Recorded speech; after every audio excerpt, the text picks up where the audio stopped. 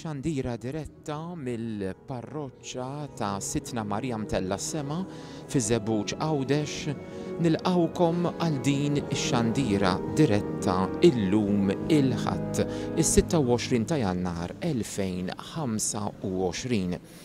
Inġbarna hawnhekk propju f'dan it-tielet Ħadd ta' matul is-sena f'dan il-Ħadd iddedikat lill-kelma ta' Alla biex propju matul din l-Ewkaristija illi ser ngħixu flimkien ser nassistu għal qoti tal-Ministeru tal-Lettorat lil żewġ seminaristi fi ħdan id-djoċesi tagħna ta' Għawdex.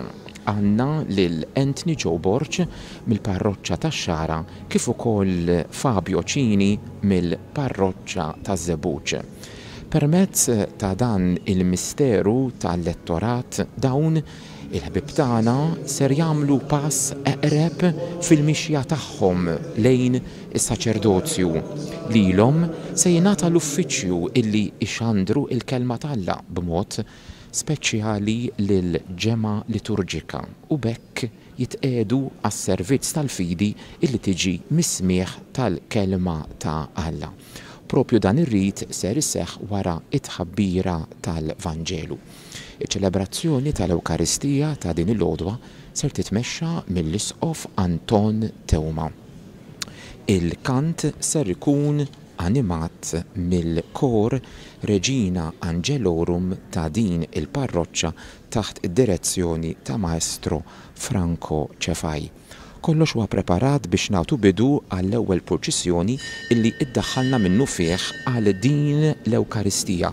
Ejjew aħna li qegħdin insegwu dan kollu mid-djar tagħna din ma tkunx biss xandira fejn wieħed jara u jisma' imma kemm jista' jkun aħna wkoll nipparteċipaw f'din il-quddiesa ta' din il-għodwa.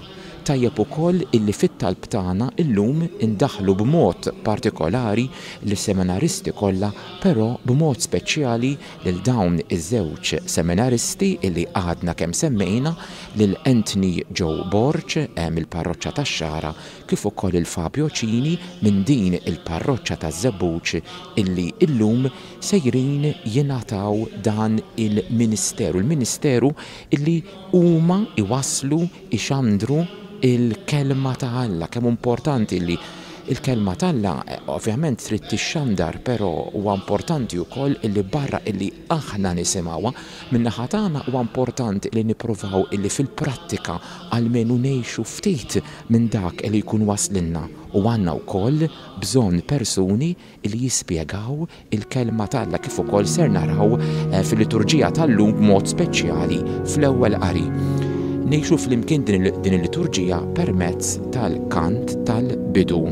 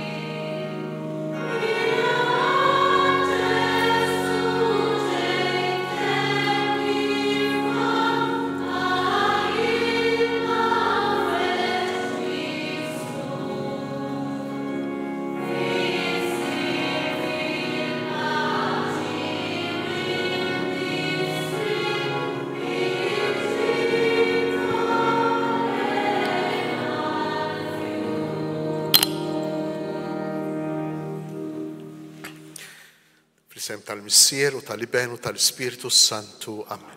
Il-grazzja ta' Sidna Ġesu Kristu, l-imħabba ta' Alla u l-għaqda fl-Ispiritu Santu tkun magħkom il-koll. U tieżies f'dan it-tielet ħadd ta' żmien ta' matul is-sena l-ħadd iddedikat lir-rigal lid-don kbir li Alla tagħna fil-kelma tiegħu. Illum tnejn minn ħutna se jirċievu il-Ministeru tal-Lettorat. Jiġifieri s-sejħa, il-mandat mingħand il-Knisja, is-sejħa mingħand Alla biex iwasslu il-kelma tal-Alla li jkunu mmeditaw, li jkunu semgħu, li jkunu xtarru u li jkunu għexu fil-ħajja tagħhom. Biex nitħejjew tajjeb ħalli niċċelebraw kif jixraq dan il-ħadd iddedikat lill-kelma ejjew narfu n-nuqqasijiet tagħna u nitolbu lil Mulej ikollu ħnina minna.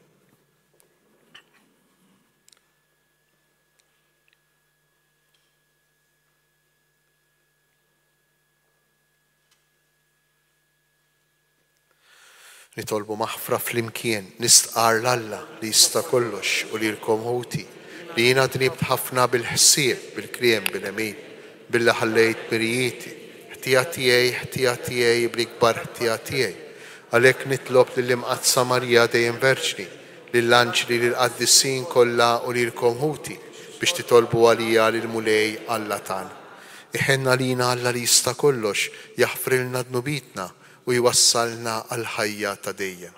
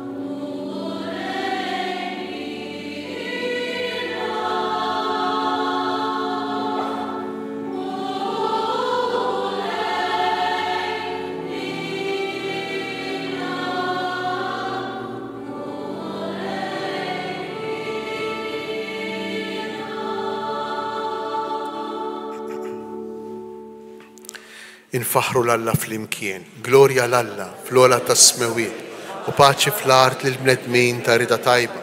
Infaħruk, inberkuk, nadorawk, natuk ġieħ. Inrodulek ħajra l-glorja kbira tiegħek. Mulej Alla s-Sultan tas-sema, Alla Missier li tista' kollox. Mulej ben waħdini Ġesu Kristu. Mulej Alla ħaruf talla bin il-Missier. Int li tneħħi d-nubiet tad-dinja ħenna lina. Int li tneħħi d-nubiet tad-dinja il-qatt tal-btana. Int li qiegħed fuq il-lemin tal-Missier ħenna lina. Għaliex int waħdek qaddejs, int waħdek Mulej, int waħdek loli Ġesu Kristu, mal-Ispiritu Santu fil-glorja tal-Missier Alla. Amen. Nitolbu.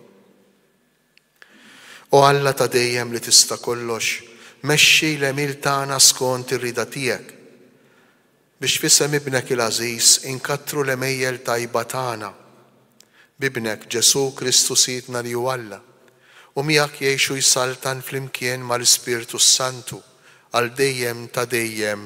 Amen. L-ewwel qari li ser nisimgħu ser jitwassal lilna mill-seminarista Samuel Aquilina. Qari mill-ktieb ta' Neħemija. F'dak iż-żmien Eżdra il-qassis ġib il-ktieb tal-liġi quddiem il-ġemgħa li kienet magħmula minn irġiel, nisa u oħrajn li kienu jifhmu dak li jisimgħu. U mis-sebħ sa nofsinhar ara minnu quddiem l-irġiel, in-nisa u dawk li kienu kapaċi jifhmu, iħares lejn il-misraħ li hemm quddiem bib l-ilma. U l-poplu kollu kien attent jisma' l-qari tal-ktieb tal-liġi. Eżdra l-iskriba kien wieqaf fuq il-palk tal-injam li kienu waqfu għall-okkażjoni. Eżdra fetaħ il-ktieb u raħ kulħadd jagħmel dan billi kien fil-għoli il-fuq mill-poplu kollu. U meta fetaħ il-ktieb kulħadd qam bil-wieqfa u Eżdra birek il-mulej Alla l-kbir u l-poplu kollu bidejh merfowin il-fuq u jieġeb Amen, Amen. U nxteħtu għal kubtejhom b'wiċċhom mal-art jagħtu qima lill-mulej. Dawn qraw mill-ktieb tal-liġi b'mod li jiftijem, fis-sruħ u spjegaw il-qari. Neħemija li kien il-gvernatur, Eżdra il-qassis u skriba, u l-Leviti li kienu qegħdin jgħallmu lill-poplu qalu lin-nies kollha: Dan hu jum qaddis, ikkonsagrat lill-mulej Alla tagħkom. Titniktux u tibkux, għax il-poplu kollu kien infexx jibki meta sema' kliem il-liġi. U żiedu jgħidulhom: Morru u kulu laħam imsemmen u xorbu mbit ħelu, u lil dawk li ma ħejjewlu xejn ibatulu sem minn dak li għandkom. Dan hu jum qaddis għall-mulej, la ssewdux qalbkom għax il-ferħ tal-mulej il-qawwa tagħkom. Il-kelma tal-mulej. Ir-roddu ħajr lill-Alla. Is-salm ser ikun kantat minn Mark Attart.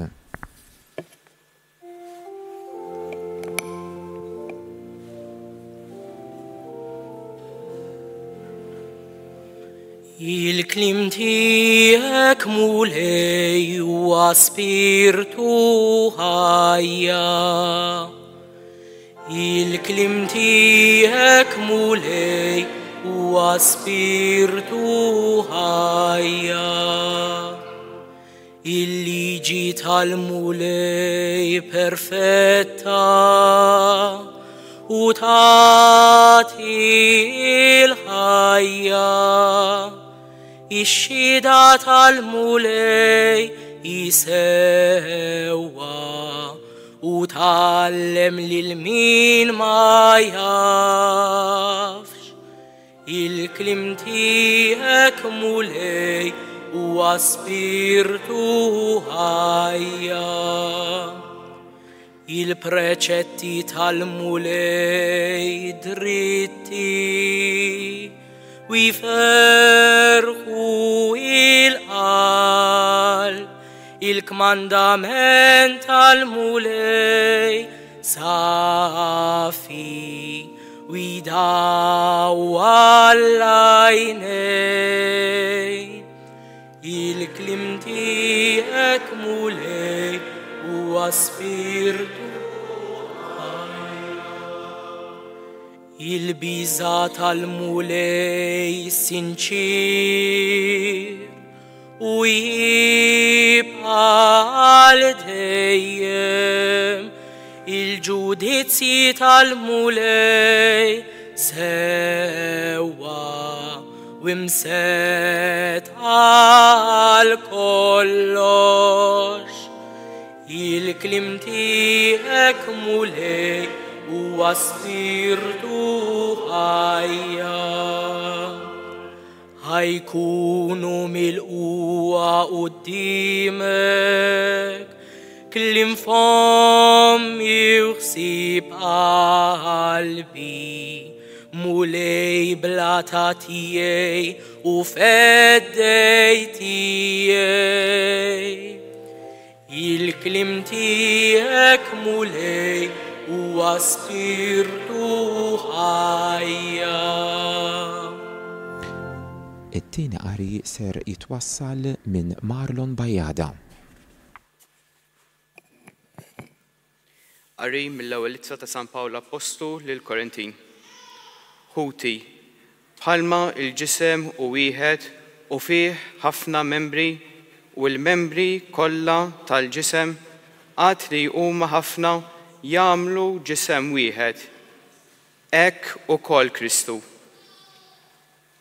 Għax aħna wkoll il-koll tammidna fi spiritu wieħed biex namlu ġisem wieħed, sew Lud, sew Griegi, sew il-sira, sew ħilsa.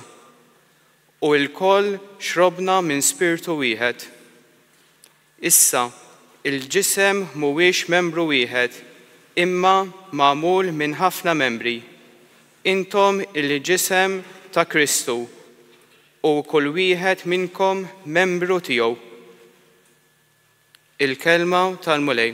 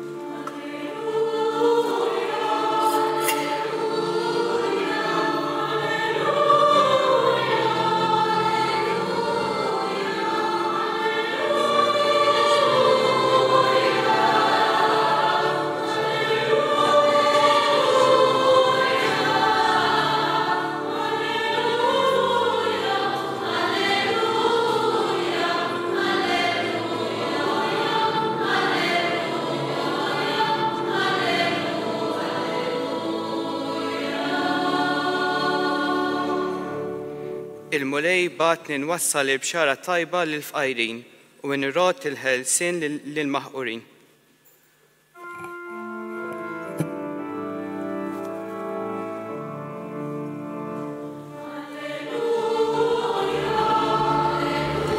It-tħabbira tal-Vanġelu ser titwassal mid-Diaknu Matthew Borċ mill-parroċċa tax-Xara li jekk il-Bambin irid fit-23 ta' Mejju ta' din is-sena ikun ordinat saċerdot.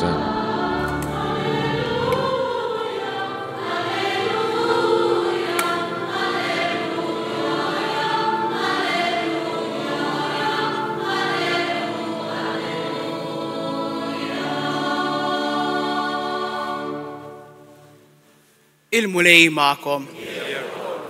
Bidu tal-Evanġelju Mqaddes skont San Luqa.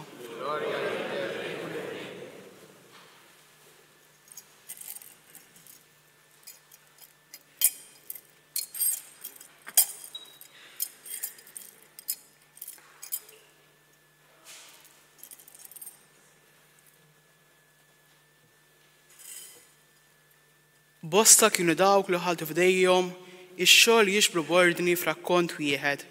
Il-ġrajja seħħew fostna. Kif għaddewhom li jenna, dawk li sam il-bidu rawhom bejnejhom stess u saru ministri tal-kelma.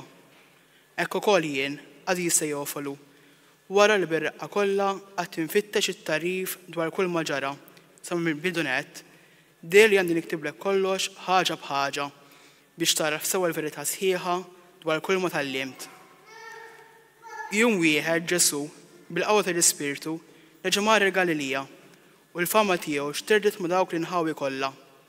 Għaxu kien jgħallem fis-sinagogi tagħhom fost it-tifħir ta' kulħadd. U ġie Nażaret fejn kien trabba. Daħal fis-sinagoga tagħhom kif kien imdorri jagħmel nhar ta' Sibt u qam biex jaqra. Taf f'idejh il-ktieb ta' Żejja l-Profeta, fetħu u saf fejn kien hemm miktub dan li ġej. L-Ispirtu tal-mulej fuqi għax hu jikkonsagrani, bagħad ninħabbar il-ħajrsin lill-imjasrin, inwassal il-bxara tajba lill-fqajrin u d-dawl mill-ġdid lill-omja. Inrod il-ħajrsin lill-maħqurin u nxanda l-sena tal-grazzja tal-mulej. Imbagħad li ġara l-ktieb taħrur l-qaddej u qad bil-qiegħda. Għajnejn kulħadd fis-sinagoga kienu msamra fuqu, bdu jgħidilhom din il-kidba seħħet illum intom u tisimgħu. Il-kelma tal-mulej. Issa fil-fatt kulħadd ser jibqa' bil-wieqfa ħalli tingħata il-barka bil-kelma ta' Alla. Imbagħad wara il-barka propju ser jiġu imsejħa il-kandidati illi ser jingħatalhom il-Ministeru tal-Lettorat. Fil-fatt l-isqof joqgħod bil-qiegħda, jilbes il-mitra u jieħu f'idejh il-baklu. Imbagħad ngħaddu għas-sejħa tal-kandidati iż-żewġ seminaristi Anthony Joe Borg u Fabio Cini illi f'din l-Ewkaristija ta' din il-għodwa tal-lum il-ħadd jum il-kelma tal-Alla jingħataw il-Ministeru tal-Lettorat.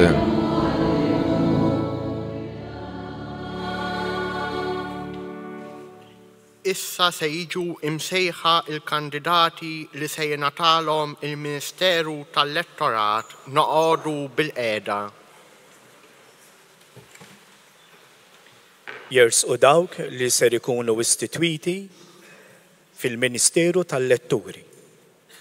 Seminarista Anthony Joe Borg mill-Parroċċja ta' Marija Bambina fix-Xara.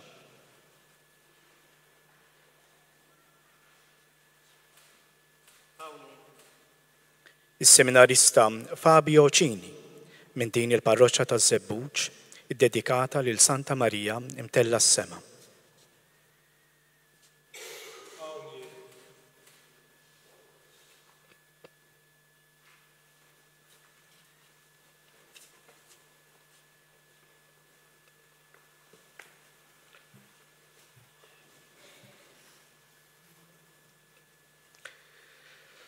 Eżies Anthony Joe u Fabio u aħna l-koll, aħna ninsabu ftit jewwies fis-sitwazzjoni illi fija sapruħu il-poplu Ludi fi żmien il-gvernatur Nehemija u s-saċerdotu l-iskriba Eżdra. Kif smajna fl-ewwel qari u sabiħ ferm illum f'dan il-jum li fih aħna inqimu il-kelma ta' Alla. Il-poplu Ludi kien fl-eżilju ta' Babilonja. U wara li s-sultan Ċiru tal-Persja ħelsu minn dan l-eżilju, il-poplu reġa' lura bil-mod miexi minn naħa tal-Vant għal Punent, miexi mill-Babilonja b'wieħed ieħor l-Iran, l-Iraq tal-lum, miexi bil-mod il-mod lejn l-art ta' Iżrael. U meta wasal fl-art ta' Iżrael sab straġi sħiħa. L-ewwel li mar il-poplu mar ifittex fit-tempju, it-tempju li kien xi ħaġa sabiħa, għażiża u kbira għal dan il-poplu li kienet tagħtih identità. Il-poplu kien iħossu poplu Ludi propju minħabba t-tempju ta' Ġerusalem. U ma sabx ħlief tifrik, ħlief tkissir, kollox infarrak, meqrut u mkisser. U bil-mod il-mod dan il-poplu li kien għadu kif wasal lura fl-art tiegħu, fl-art ta' Iżrael, qegħdin nitkellmu bejn wieħed u ieħor madwar 400 sena qabel Kristu, dan il-poplu beda bil-mod il-mod jerġa' jpoġġi kollox f'postu u jerġa' jibni bil-mod il-mod it-tempju li kienu farku l-edewwa tiegħu pagani. U qalb dan it-tifrik tat-tempju joħroġ ktieb, joħroġ scroll, joħroġ romblu. Il-kodba kienu rombli. Il-poplu meta nduna illi fidejh kien qiegħed jerġa' jsejb il-ktieb tad-Deuteronomju. Il-liġi l-ġdida, il-ktieb li kien mitluf. Il-poplu ħassu se jtir bil-ferħ. Ħassu se jtir bil-ferħ. Għax wara tant snejn, wara 20 ta' snejn, reġa' ltaqa' ma' ktieb li fih kienet miktuba il-kelma ta' Alla, il-kelma ta' dak li jħobbu, il-kelma ta' dak li għamlu, il-kelma ta' dak li ħalqu. U aħna ninsabu xi ftit jewwies bħal dan il-poplu Ludi li jerġa' lura lejn l-art ta' Iżrael u jsejb tifrik.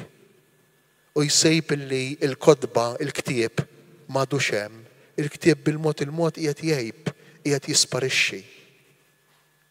Imma bħalu wkoll aħna inħossu din ix-xewqa li nsibu l-ktieb.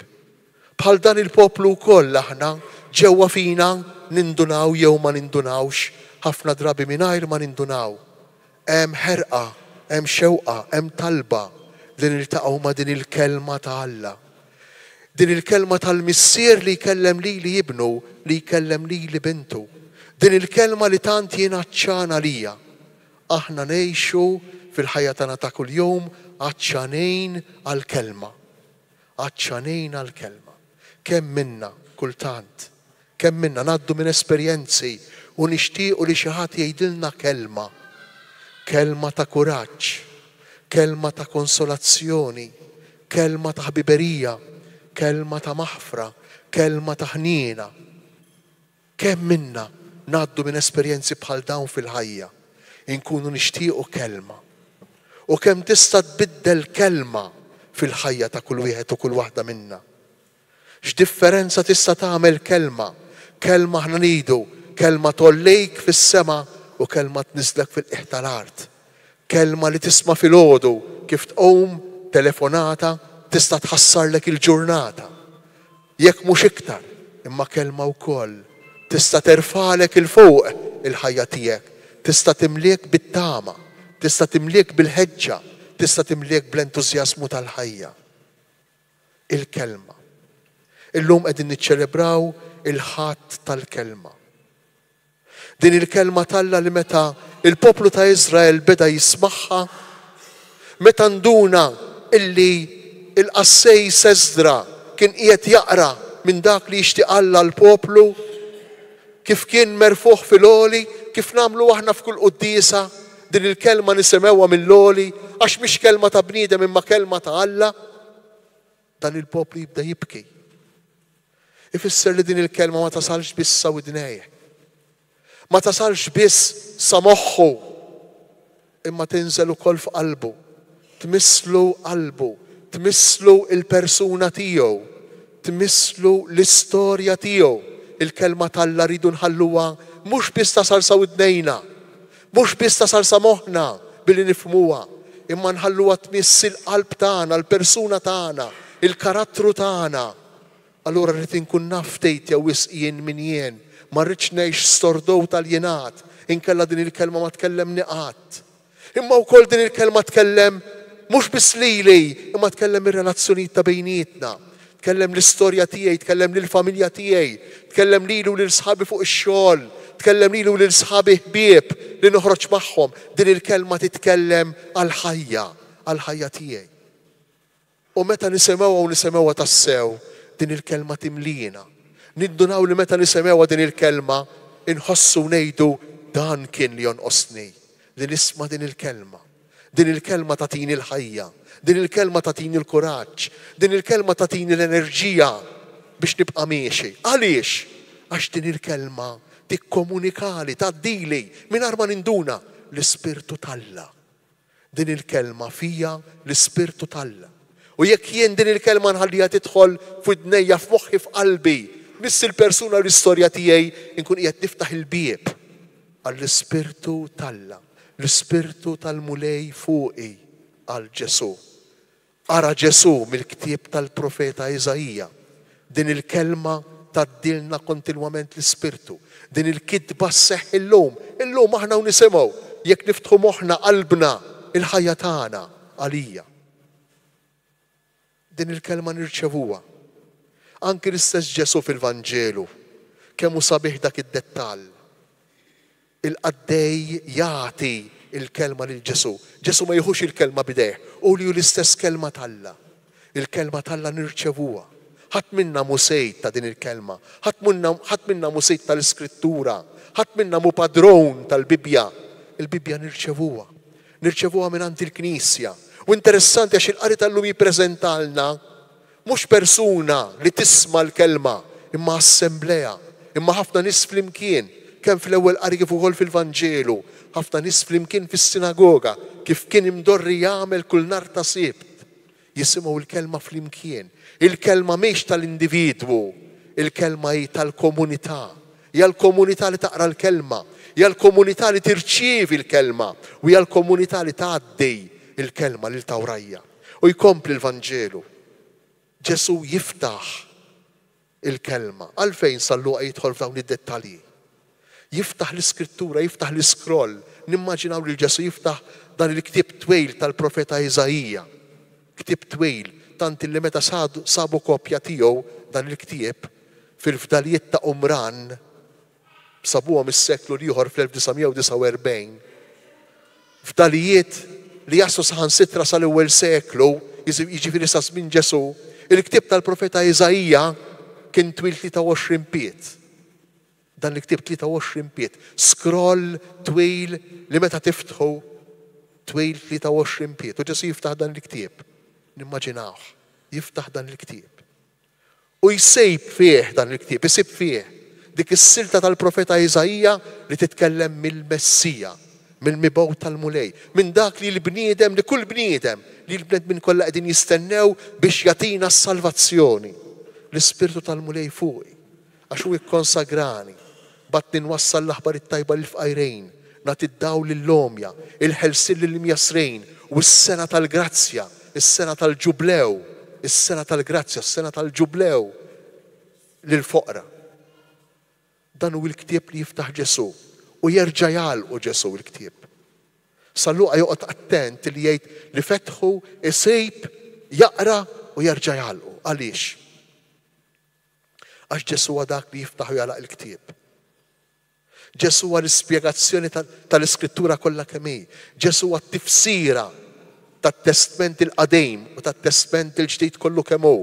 Ġesu huwa t-tifsira tal-esperjenza kollha tal-Knisja ta' dak li nagħmlu. Ġesu huwa s-sinifikat, Ġesu huwa t-tifsira, is-sens ta' kull ma aħna u ta' kull ma nagħmlu. U x'jagħmel Ġesu? Għaliex ġie mibgħut Ġesu? Ġesu ġie mibgħut biex jagħti aħbar sabiħa, aħbar tajba. U jekk intom illum se tirċievu dan il-ministeru li permezz tiegħu il-Knisja qed tibatkom għax temmen fis-sejħa li Alla qed jagħmlilkom biex intom twasslu din il-kelma. Il-Knisja qed tibatkom biex twasslu aħbar tajba. Il-kelma Vanġelu, qari mill-Evanġelju ta' li semewha kull darba li nisemgħu l-Quddiesa. Fi kliem iktar preċejs, iktar tagħna Malti. Qari mill-aħbar sabiħa, qari mill-aħbar ta' fer. Hekk tfisser il-kelma Vanġelu, aħbar ta' fer. U allura din il-kelma, kull darba li nwasluha, kull darba li nxandruha, trid tkun verament aħbar ta' fer. Aħbar sabiħa lil dawk li jisimgħuha. Kemm għandna aħbarijiet koroħ madwarna. Kemm nisimgħu bid-dwejja, bi problemi, b'diffikultajiet. Kemm ngħaddu aħna stess minn esperjenzi negattivi. Kemm ngħaddu aħna stess minn problemi ta' mart, konflitti f'relazzjonijiet, nuqqas ta' ftehim bejnietna. Kemm ngħaddu aħna stess minnhom. Kemm għandna bżonn ta' aħbar sabiħa fuq l-istorja tagħna, fuq il-ħajja tagħna. U dan hu intom imsejħejn li tagħmlu bħala ministri tal-kelma. Sa Luqa fil-bidu tal-Evanġelju tiegħu meta jirrakkonta kif kiteb il-Vanġelu. U bit-traduzzjoni tagħna hija għaddejja tal-kelma, jew ministri tal-kelma. Imma sa Luqa proprjament jekk ikollna morru għall-oriġinal, qiegħed jitkellem minn kelma verament sabiħa. Jitkellem minn għaddifa tal-kelma. Dawk li jaqtfu u biex taqdef tittistinka, biex taqdef tittoħroġ l-ara, kultant tittoħroġ id-dem, tagħmel il-kallijiet fidejk. Għaddifa tal-kelma. Dawk li jaqtfu, li jistinkaw, jaħdmu biex waslu l-kelma lawn u lem mal-erba' tirjieħ tad-dinja. Iktar mill-kelma ministri hemm il-kelma għaddifa, dawk li jaqtfu biex waslu l-kelma. U dan hu dak li qiegħda issejħilkom għalih il-Knisja illum, din il-vokazzjoni li qed jagħtikom Alla, din il-kelma sabiħa li twassal verament l-aħbar it-tajba lil fqajrejn, verament li tagħti d-dawl lill-lomja, qed ngħixu fama. Għalhekk bdejna dawn il-ftit riflessjonijiet propju blidija illi aħna bħal poplu ta' Iżrael qegħdin nitilfu l-kelma. Aħna bħal poplu ta' Iżrael irridu nfittxuha l-kelma. Għandna bżonna ma nafux fejnej. Għandna bżonna ma qed nisemgħu sejjes oħra, vuċijiet oħra. Għandna bżonna ma maħniex nagħtu ċans lil din il-kelma li tkellimna fil-ħajja tagħna. Nagħmlu ftit katekismu sakemm nagħmlu tqarbina u l-griżma, mhux tant biex nisimgħu l-kelma, imma biex nitalmu għax inkella jekk ma nitalmux jew jekk ma mmorrux jista' jkun il-kappillan jew l-arċipriet jgħidilna mhux se nagħmellek it-qarbina u l-griżma. Imma fejn ix-xewqa li nisimgħu l-kelma li tagħtina l-ħajja? Fejn ix-xewqa imbagħad wara li nagħmlu s-sagramenti ta' tqarbina u tal-griżma li nkomplu nieħdu l-ħajja minn din il-kelma? Minn din il-kelma li verament hija l-enerġija, verament għaddilna l-Ispirtu ta' Alla. U dan hu din id-dinja li aħna qed ngħixu ġo fija. Dan hu t-taħbejt, dan hu l-baħar li aħna rridu naqtfu fih u naqtfu sewwa biex din il-kelma verament tasal għand kull bniedem. Għax kull bniedem irida anki jekk ma jafx. Kull bniedem jixtieqha mejjet għalija anki jekk ma jafx, anki jekk ifittex li jaqtalax lawn u lem u lien fil-ħajja tagħna ta' kuljum. Ejjew nitolbu lil Mulej illum f'dan il-ħadd iddedikat lill-kelma biex kull wieħed u kull waħda minna u ġew imma b'mod speċjali intom narfu mhux biss nifhmu, mhux biss nikkonvinċu rwieħna hekk bil-fors, imma narfu s-sabiħ, is-sbuħija, it-tjubija ta' din il-kelma. Il-profeti qablu lil din il-kelma mal-għasel. Il-profeti qablu lil din il-kelma mat-tejn, mal-eneb. Qablu din il-kelma il-profeti mal-iktar frott tajjeb, ħelu, għax din hija l-kelma meta tidħol fil-ħajja, din l-enerġija, din il-ħajja li tatina. Jalla l-Mulej, permezz ta' din l-Ewkaristija li qed niċċelebraw, jaddilna din ix-xewqa, jatina din ix-xewqa, jatina din il-kilba, dan l-aċċ għall-kelma. Nispiċċa dak li kien jitlob Sikwit San Franġisk. Mulej, ħud li kollox, m'għandi bżonn ta' xejn, ħlif ħaġa waħda, ħallili ħaġa waħda biss li ma nixbax nisimek. Ħallili ħaġa waħda biss li nibqa' nixtieq nisimek.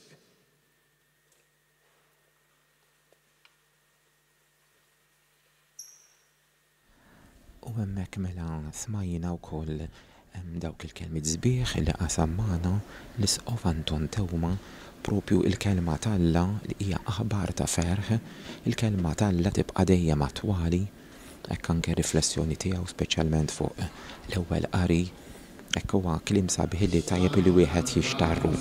Ħalli issa wara l-omelija ngħaddu propju għal dan il-Ministeru tal-Elettorat illi ser jingħata lil dawn iż-żewġ seminaristi propju issa l-kandidati se jersqu quddiem l-Isqof u l-Isqof ser jgħid din it-talba illi ġejja. Eżisentni ġew Fabio. Alla l-Missier permezz ta' Ġesu Kristu ibnu magħmul bniedem għarrafna l-misteru tas-salvazzjoni u bl-istess ibnu ried li dan il-misteru jseħħ u l-bnedmin jisalvaw. Ġesu għarrafna kollox dwar dan il-misteru u ħalla fidejn il-Knisja tiegħu id-dmejr li jixxandar il-bxara tajba lil bnedmin kollha. Lilkom issa aħna se nagħtu l-uffiċċju tal-letturi, jiġifieri se ssiru ministri li twasslu l-kelma talla lil bnedmin. U bekk tkunu ta' għajnuna l-Knisja fil-qadi ta' dmir tagħha li semmejna. Intom għalhekk se jkollkom uffiċċju speċjali fil-poplu ta' Alla, se titqiegħdu għas-servizz tal-fidi, dik il-fidi li tiġi mis-smieħ tal-kelma ta' Alla. Intom tibdew ixxandru l-kelma talla fil-ġemgħa liturġika. Tgħallmu l-fidi liż-żgħar u lill-kbar. Tejjuhom sewwa biex jersqu kif jixraq għas-sagramenti u twasslu l-bxara tas-salvazzjoni lil dawk li għadhom ma semgħux bija. Hekk b'din l-għajnuna tagħkom il-bnedmin iseħħilhom jarfu lil Alla l-Missier u lill-Ibnu Ġesu Kristu li huwa bagħat u jiksbu il-ħajja ta' dejjem. Intom ixxandru l-kelma talla fittxu li ġibu ruħkom bħala dixxipli tajba tal-Ispirtu Santu billi intom infuskom tilqgħu bil-qalb l-istess kelma ta' Alla u taħsbu fuqha bħerqa kbira. Ħalli min jum għal ieħor tkabbru fikom dejjem iżjed il-frott ħelu u ħaj tagħha. Qisu li bil-ħajja tagħkom turu quddiem kulħadd lil Ġesu Kristu, is-Salvatur tagħna. U issa fil-fatt wara dik it-talba l-Isqof ukoll ser jistieden lil kull minn hawnhekk u anke lilkom li qed issegwuna permezz ta' din it-talba. Ħuti Eżies, fiċ-ċokon tagħna nitolbu lil Alla l-Missier biex ibierek lil dawn il-qaddejja tiegħu magħżula għall-Ministeru tal-Letturi u jagħtihom kull għajnuna biex jaqdu bil-ħeġġa l-uffiċċju afdat lilhom. Ixandru lil Ġesu Kristu u jagħtu glorja lil Missierna li hu fis-smawiet. Propju hawnhekk din il-pawża ċkejkna fiskiet ħalli nitolbu għal dawn iż-żewġ seminaristi Anthony u Fabio. Intbagħat fid-dinja lil ibnek il-waħdini li hu l-kelma tal-ħajja biex jarraf lil bnedmin il-misteru ta' mħabbtek. Birek lil dawn l-aħwa tagħna magħżula l-ministeru tal-letturi u għatihom il-grazzja li jaħsbu dejjem fuq il-kelma tiegħek ħalli jimtlew bil-qawwa tagħha u jseħħilhom ixandruha bil-fedeltà lil ħuthom il-bnedmin l-oħra bi Kristu Sidna. Amen. U issa fil-fatt l-isqof ser joqgħod bil-qiegħda u il-kandidati ser jersqu wieħed u jinżlu arku btejhom quddiem l-isqof. L-isqof jagħti lil kull wieħed minnhom il-ktieb tal-Iskrittura mqazza fil-waqt li jgħid. Hu il-ktieb tal-Iskrittura mqazza. U bil-fedeltà kollha wassal il-kelma talla lil bnedmin biex hija dejjem tikber fi qlubhom u tagħti l-frott bil-kotra.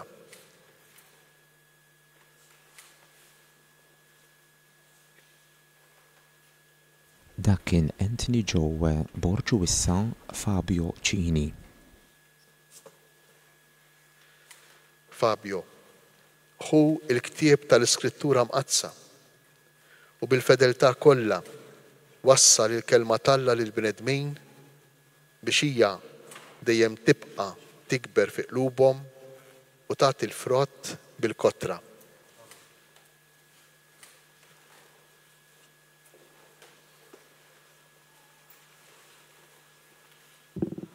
Issa id-Diaknu Matthew Borġ. Fil-fatt propju issa id-Diaknu Matthew Borġ mix-xara ser jagħti ittra lill-isqof Anton Tewma illi bija ovvjament qed jagħmel it-talba biex aktar tard matul din is-sena jekk il-bambin irid ikun jista' wkoll jiġi ordnat saċerdot. L-ordinazzjoni illi ser issir fit-23 ta' Mejju ta' din is-sena. Hawnhekk ċaċċipa kbira ovvjament lil Anthony Joe Borġ u lil Fabio Cini, iż-żewġ seminaristi illi għadhom kemm ingħataw il-Ministeru tal-Lettorat. Aħna ovvjament iċ-ċaċċipa sabiħa, però aktar importanti huwa li aħna niftakru fihom u fis-seminaristi kollha fit-talb tagħna ta' kuljum. U issa tkompli iċ-ċelebrazzjoni ta' din il-għodwa permezz tal-kredu. Il-missier li jista' kollox, li ħalaq is-sema u l-art, dak kollu li jidher u dak li ma jidirx. U f'mulej wieħed Ġesu Kristu, iben waħdini ta' Alla, imnissel mill-missier qabel kull żmien. Alla minn Alla dawl minn dawl, Alla veru minn Alla veru, imnissel mhux magħmul, natura waħda mal-missier u bih sar kollox. Niżel mis-smawijiet għalina l-bnedmin u għal-fidwa tagħna u għal-ġisem bis-seta tal-Ispiritu Santu minn Marija Verġni u sar bniedem. Salbu ħalina bata Ponzu Pilatu mietu difnu. Fit-tielet jum għamil l-imwiet skont il-kodba mqazza u tela s-sema. Qiegħed fuq il-lemin tal-missier. Għandu jerġa' jiġi bil-glorja biex jagħmel ħaq mill-ħajjin u mill-mejtin. Is-salbna tiegħu ma jkollix tmiem u fl-Ispiritu Santu mulej li għati l-ħajja. Ġej mill-missier u mill-liben. Jum imweġġa flimkien mal-missier u mal-liben u li tkellem fihom il-profeti. Fi knisja waħda qaddisa Kattolika Apostolika. Nistqarma mudija waħda l-maħfra tad-dnubien. Nistenna l-qawma mill-imwiet bil-ħajja ta' żmien li ġej. Amen. Ħuti Jeżies f'ibnu Ġesu, il-missier li ssen lill-bnedmin li sbaħ kelma tiegħu, il-kelma li ġiet imlissna darba l-dejjem għas-salvazzjoni tagħna. Ekku isejħilna biex inkunu ħbib tiegħu. Bratta ħajra għal din il-grazzja nittalbu l-ħnina tiegħu u ngħidulu għati widen missier għat-talba tagħna. Għati widen missier għat-talba tagħna. Għal-Papa Franġisku, għall-Isqof Anton u s-saċerdoti kollha biex fil-ministeru tagħhom iħallu dejjem iżjed nebbaħhom ix-xbija ta' Kristu, raju ħabbar tal-kelma li jħares u jitmal mill-ħla tiegħu. Nitolbu. Għati widen missier għat-talba tagħna. għaż-żgħażagħ biex fil-qari ta' spiss tal-Iskrittura mqazza jistgħu jiltaqgħu ma' Kristu li mgħallem li bl-erf tiegħu idawwal, imexxi u jsieħeb lil kull dixxieplu. Nitolbu. Għat widen missier għat-talba tagħna. Għal daw kollha li huma mġarbin minħabba l-mart, il-faqar u s-solitudni biex l-Iskrittura mqazza tidwija għalihom bħala l-kelma li tfejjaq li toħloq komunjoni u li s-salva. Nitolbu. Għat widen missier għat-talba tagħna. Għal-katekisti u għal dawk kollha li jħabirku għal-evangelizzazzjoni biex jgħixu l-ħidma tagħhom ta' edukaturi fil-Knisja billi jgħinu lil kull persuna u jikbru fil-familjarità tal-kelma tal-Alla. Nitolbu. Għat widen missier għat-talba tagħna. Għal-fidili kollha biex permezz tal-meditazzjoni personali u komunitarja u għat-talb liturġiku mdawwar mal-kelma tiegħek ikomplu jitqawwew b'dik it-tama fit-twettiq sħiħ tal-wedid tiegħek. Nitolbu. Għat widen missier għat-talba tagħna. Għal dawk kollha li huma msejħin għal ħajja saċerdotali u reliġjuża biex iħallu l-kelma tal-Alla iddawwal il-ħajja tagħhom u tgħinhom iwettqu r-rieda tiegħek. Nitolbu. Għat widen missier għat-talba tagħna. U missier, fibnek Ġesu aħna rafna l-kobor ta' mħabtek għalina. Għamel l-Ispirtu jiftħilna u d-nejna smieħu bidjenti tal-kelma u jinebbaħ l-azzjonijiet tagħna skont ir-rida tiegħek bi Kristu Sidna. U ekku fil-fatt issa wasanna għal moment ta' l-offertorju fejn l-isqof ser jilqa l-offerti tal-ħobs u tal-inbit illi illum bix-xira ser jitresqu mill-familjari ta' dawn iż-żewġ seminaristi. Aħna wkoll flimkien ma' l-offerti tal-ħobs u tal-inbit noffru lil Mulej il-ħajja tagħna bil-ħelu bil-mor tagħha b'dak kollu illi aħna. Il-kant kif għattilkom fl-introduzzjoni ta' din l-Ewkaristija ta' din il-għodwa qed ikun animat mill-kor Regina Angelorum ta' din l-istess parroċċa ta' Żebbuġ taħt id-direzzjoni ta' Maestro Franco Cefai.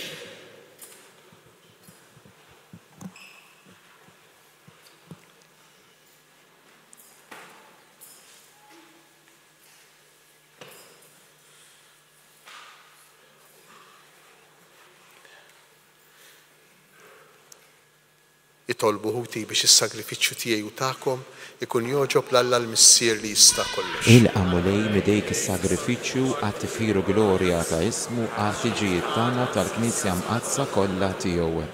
Ilqa' bisliem mulej l-offerti tagħna u għamel li jkunu ta' fejda għat-qaddejs u s-salvazzjoni tagħna bi Kristu Sidna. Amen. Il-mulej magħkom. U miegħek ukoll. Nerfgħu qlubna l-fuq. Nerfgħuhom lejn il-mulej. Nissuħar lill-mulej Alla tagħna. Ek sewwa u xieraq.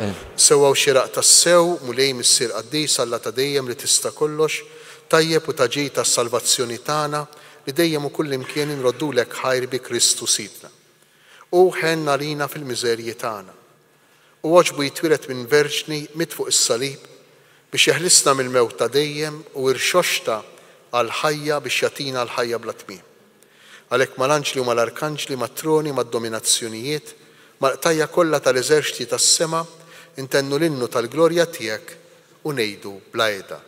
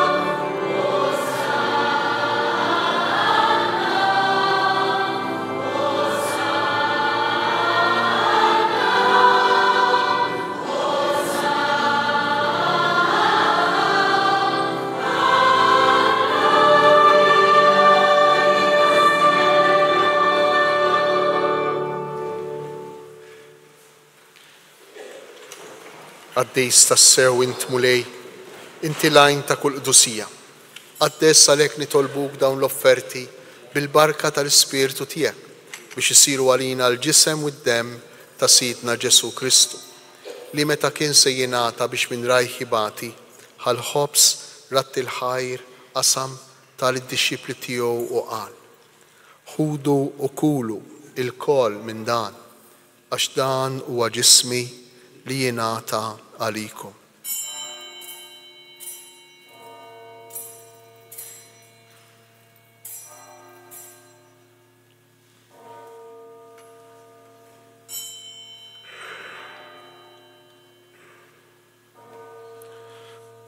Ekku kol wara li klaħal kalċi reġa' rat il-ħajr tar id-disċipli tiegħu u qal: ħudu u jxorbu minnu il-kol għax dan huwa l-kalċi ta' demmi tal-patt il-ġdejd li jibqal dejjem. Id-dem li jixxerret għalikom u għall-bnedmin kollha għall-maħfra ta' dnubiet. Għamlu dan b'tifkira tiegħi.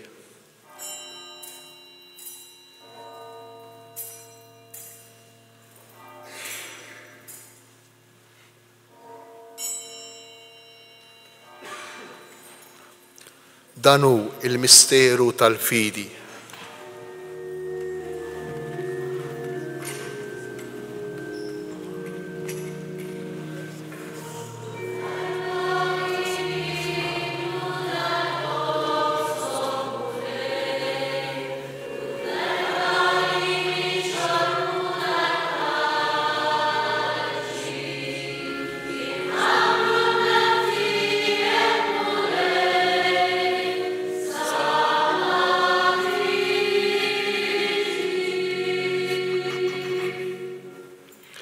Għalhekk aħna nagħmlu dan b'tifkira tal-mewt u l-qawmien ta' Sidna Ġesu Kristu, nofrulek mulej il-ħobs tal-ħajja u l-kalċi tas-salvazzjoni u nroddulek ħajr għax oġbok tilqana hawn quddiemek biex naqduk.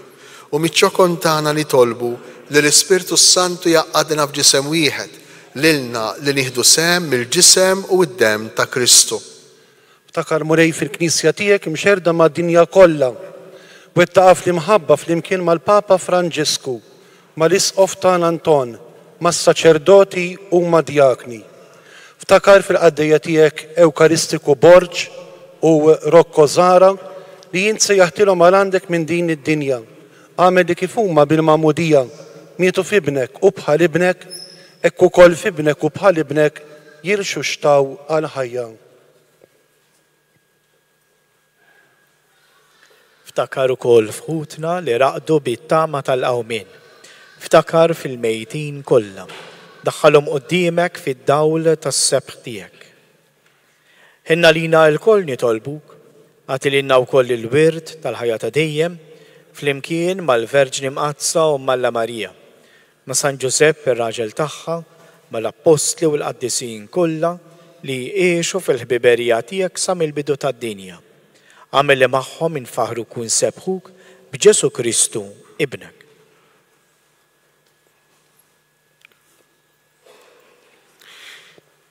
Bi Kristu, ma' Kristu, fi Kristu, jingħata lilek Alla missier li tista' kollox flimkien mal-Ispirtu Santu kull ġieħu glorja għal dejjem ta' dejjem. Amen. Ejjew nitolbu kif allimna u ridna nagħmlu li benta Alla għas-salvazzjoni tagħna. Missierna li inti fis-smawiet jitqaddes ismek tiġi saltnatek ikun li trid kif is-sema hekk fl-art. Ħobsna ta' kuljum għatina llum aħfrilna dunubietna bħalma naħfru lil min ħati għalina la daħalniex fit-tiġrib iżda ħlisna mid-deni. Iħlisna li tolbuk mulej minn kull deni. Għatina fit-tieba u l-ħnina tiegħek il-paċi fi żmienna biex inkunu ħielsa dejjem mid-dnub u mħarsa minn kull inkwiet. Aħna u nistennew u nittamaw lejna u l-miċja tas-Salvatur tagħna Ġesu Kristu. Għax tiegħek jassaltna il-qawwa u l-glorja għal dejjem. Mulej Ġesu Kristu li qed l-apostli tiegħek inħallilkom isliem natikom isliem tiegħi. Tħarix lejn nubitna, iżda ħares lejn il-fidi tal-Knisja tiegħek. Għati jaslimu laqda li jint trid fija, int li tgħix bis-saltan għal dejjem ta' dejjem. Amen. Il-paċi tal-mulej tkun dejjem magħkom. U miegħek ukoll. Għatu l-paċi lil xulxin. U aħna wkoll mill-Knisja taż-Żebbuġ nagħtu l-paċi lilkom il-dawk kollha li qegħdin isegwu din ix-xandira diretta mill-parroċċa taż-Żebbuġ Għawdex, il-paċi li jaf jagħtina l-Mulej Ġesu, il-paċi li ħafna drabi hija nieqsa mid-dinja tagħna, però il-paċi li tina l-Mulej hija paċi dejjema għax tibda u hija l-paċi tal-qalb.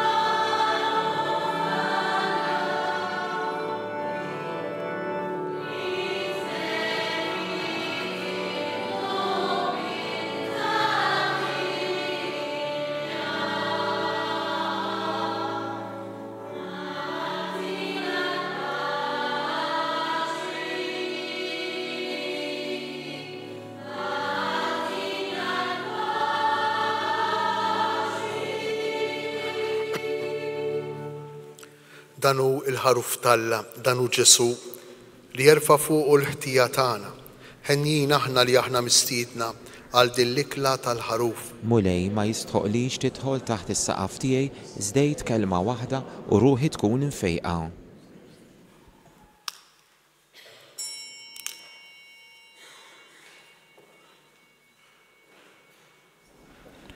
Mumenti ħorażis matul din l-Ewkaristija huwa propju il-mument ta' tqarbin fejn il-miġġema issa tersaq lejn l-artal ħalli tirċievi il-ġisem u d-dem tal-Mulej Ġesu.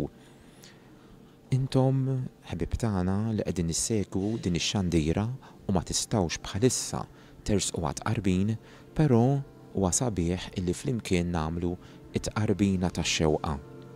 Ġesu, jiena nemmen li inti tinsab ta' bilħaq fis-sagrament tal-Ewkaristija. Irrid inħobbok fuq kollox u fuq kulħadd. Inti taf li nixtieq nirċevik ġewwa fija. Imma ġalla darba bħalissa ma nistax nilqek ġewwa fija sagramentalment, nitolbok li tiġi fija spiritwalment. Ejja għandi Ġesu tiegħi biex jiena niġi għandek. Ħeġġiġni bl-imħabba għalik biex f'ħajti u f'mewti jiena nemmen fik, nitma' fik u nibqa' nħobbok għal dejjem. Amen.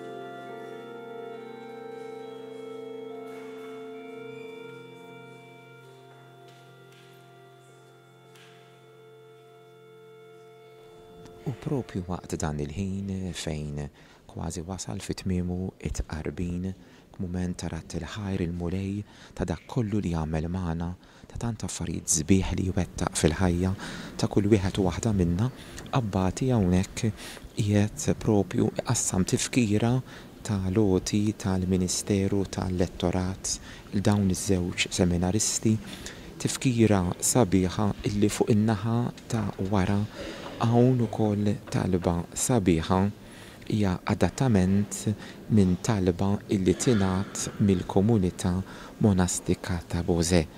Hekk naħseb li din it-talba ser tingħat flimkien jekk le imbagħad inkun nista' naqsamha magħkom. U Alla li tista' kollox, qawwina fil-ħajja tal-grazzja tiegħek u għamel li dejjem ikollna l-ġieħ li nagħtuk is-servizz tagħna bi Kristu Sidna. Amen. Permettu li nirringrazzja lill-komunità, l-Arċipriet u l-komunità taż-Żebbuġ, il-komunità tagħkom li lqajtuna hawnhekk dalgħodu għal din iċ-ċelebrazzjoni. Permettu li wkoll nirringrazzja lis-seminarju, l-komunità tas-seminarju, superjuri, sorijiet u familjari tas-seminaristi, daw kollha li jgħinu lis-seminarju tagħna. Nitolbu għal xulxin biex il-mulej ikompli iwettaqna fid-dixxepolat tagħna, fil-mixja tagħna waraj. Grazzi Eccellenza tal-Ewkaristija li qsamt magħna mhux hekk biss imma wkoll tal-kelma mqanqla li wassaltilna biex iktar inkunu għaċċana l-kelma ta' Alla. Issa li għandna wkoll dan id-don ta' żewġ letturi fil-Knisja tagħna Tawdex u fil-Knisja. Nifirħu magħkom nitolbu għalikom mal-komunitajiet tagħkom mal-familji tagħkom. Grazzi lis-seminarju l-qalb ta' djoċesi u hekk li jagħtina l-formazzjoni tas-saċerdoti ta' għada. Issa wkoll nistedinkom biex inkomplu naqsmu l-ferħ flimkien hemm daqsxejn xi ħaġa tajba fuq it-suntir għalhekk li naqdu ma' dawn ħutna u l-familjari magħhom fuq it-suntir hemm barra. Il-mulej magħkom. U miegħek ukoll. Iberikkom iħariskom Alla li jista' kollox il-Missier, l-Iben u l-Ispirtu Santu. Amen. Morru u għejxu fil-paċi ta' Kristu. Irroddu ħajr lil Alla. U hawnhekk nixtieq naqsam magħkom dik it-talba li għadni kemm għattilkom illi tqasmet fuq wara tas-santa tifkira lil miġema hawnhekk fil-Knisja taż-Żebbuġ. Mulej, enna sabiex il-kelma tiegħek ma naqrawiex bla ma nilqowha, ma nimmeditawiex bla ma nħobbuha, ma nitolbux biha bla ma nożżuha f'qalbna, ma nikkontemplawiex bla ma nwettquha. Ibgħat l-Ispirtu tiegħek biex jiftħilna moħħna u jfejqilna qalbna. U hekk il-laqgħa tagħna mal-kelma tiegħek iġġedded l-għaqda tagħna miegħek mal-Iben u mal-Ispirtu Santu, Alla wieħed imbierek għal dejjem ta' dejjem. Amen. U hawnhekk naslu fit-tmiem din ix-xandira diretta taċ-ċelebrazzjoni tat-tielet ħadd ta' matul is-sena jum il-kelma t'Alla. Jum li fakkarna fl-importanza li aħna l-koll inkunu mitħna tal-kelma t'Alla u kemm il-Bibja għandha tkun parti importanti anzi essenzjali mill-ħajja tagħna l-insara. Nirringrazzjakom illi segwejtu din it-trasmissjoni diretta mill-Knisja taż-Żebbuġ, mill-Knisja Parrokjali ta' Marija Mtella s-Sema, grazzi hawnhekk lil John Paul u lil Jacqueline Ċefaj illi bis-saħħa tagħhom aħna stajna inwaslulkom din ix-xandira. Nagħlaq billi fil-waqt li nawguralkom il-kumplament ta' jum il-mulej it-tajjeb, però inkomplu anke aħna wkoll hekk nitolbu għas-seminaristi tagħna, għad-djakni, is-saċerdoti, il-presbiteri, l-istfijiet tagħna ħalli huma ikunu jistgħu jkomplu anke iwaslulna il-kelma t'Alla bl-aħjar mod possibbli. Il-ħadd it-tajjeb.